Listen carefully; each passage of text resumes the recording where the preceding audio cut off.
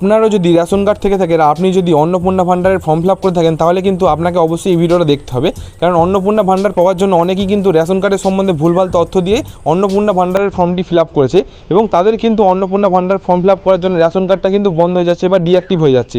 এবার আপনিও কিন্তু দেখে নিতে পারেন আপনার মোবাইল রিচার্জ যে আপনার রেশন কার্ডটি এখনও পর্যন্ত চালু আছে কিনা। তো চলুন আজকের এই ভিডিওটি শুরু করা যাক, দেখে নেওয়া যাক এখনও পর্যন্ত আপনার যে রেশন কার্ড আছে সেটা অ্যাক্টিভ আছে কিনা। আপনার রেশন কার্ডটি এখনো পর্যন্ত অ্যাক্টিভ আছে কিনা তার স্ট্যাটাস দেখবার জন্য আপনাদের কি করতে হবে, সবার প্রথম গুগলে চলে যেতে হবে। গুগলের মধ্যে গিয়ে আপনারা সার্চ করবেন রেশন কার্ড, এটা লিখে আপনারা সার্চ করবেন। প্রথম কাজ যে ওয়েবসাইটটা আসবে এর মধ্যে আপনাদের চলে যেতে হবে। এর মধ্যে গেলেই অফিসিয়াল যে ওয়েবসাইট সেটা কিন্তু এখান থেকে চালু হয়ে যাবে। এখান থেকে আপনার নিচের দিকে গেলে একটা অপশন দেখতে পাবেন সিটিজেন বলে লেখা আছে। সিটিজেন হোমের মধ্যে আপনারা ক্লিক করবেন। এখানে ক্লিক করলে এই টাইপের একটা ইন্টারফেস আপনাদের সামনে চলে আসবে। একটু নিচের দিকে গেলে আপনারা একটা অপশন দেখতে পাবেন, এখানে দেখতে পাচ্ছেন লেখা আছে অনুসন্ধান বা ইনকোয়ারি। এবার এর নিচেটাই আপনারা দেখতে পাচ্ছেন ক্লিক হেয়ার ফর মোর, এর মধ্যে আপনারা ক্লিক করবেন এর নিচের দিকটা, ঠিক আছে। এখানে ক্লিক করলেন, এখানে ক্লিক করার পর আবার একটা নতুন পেজ কিন্তু এখান থেকে ওপেন হয়ে যাবে। এবার আপনারা কি করবেন, এর মধ্যে যে এখানে লেখা আছে বিশদ জানতে ক্লিক করুন, এর মধ্যে আপনাদের ক্লিক করতে হবে। এখানে আপনারা ক্লিক করলেই আমাদের একটা নতুন পেজ কিন্তু এখান থেকে চালু হয়ে যাবে। এবার আপনারা কি করবেন, এখানে দেখতে পাচ্ছেন লেখা আছে টাইপ, রেশন কার্ড টাইপ। এখানে আপনাদের সিলেক্ট টাইপ, এখানে আপনারা ক্লিক করবেন। এখানে রেশন কার্ডের যে নাম্বার সেটা কিন্তু আপনারা দিয়ে দিতে পারেন, ঠিক আছে। এখানে রেশন কার্ডের নাম্বারটা আপনাদের দিয়ে দেবেন, এবং আপনাদের যে রেশন কার্ডের SKY2 SKY3 এগুলো কিন্তু আপনার লিখবার দরকার নেই। যে নাম্বারটা আছে সেই নাম্বারটা শুধু আপনারা দিয়ে দেবেন।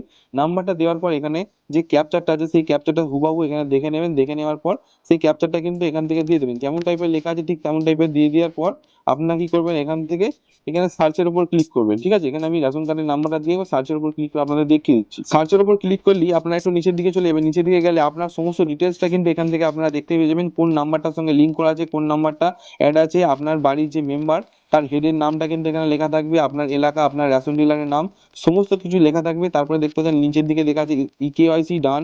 হ্যাঁ, এখানে যদি ইকেওয়াইসি না হয়ে থাকে এখানে আপনাদের নো দেখাবে, এবং আদার সিডিং এটাও কিন্তু ইয়েস করা আছে, তার মানে আমার সবকিছু কিন্তু রেডি আছে। এবং স্ট্যাটাস দেখতে পাচ্ছেন নিচের দিকে দেখতে পাচ্ছেন লেখা আছে অ্যাক্টিভ।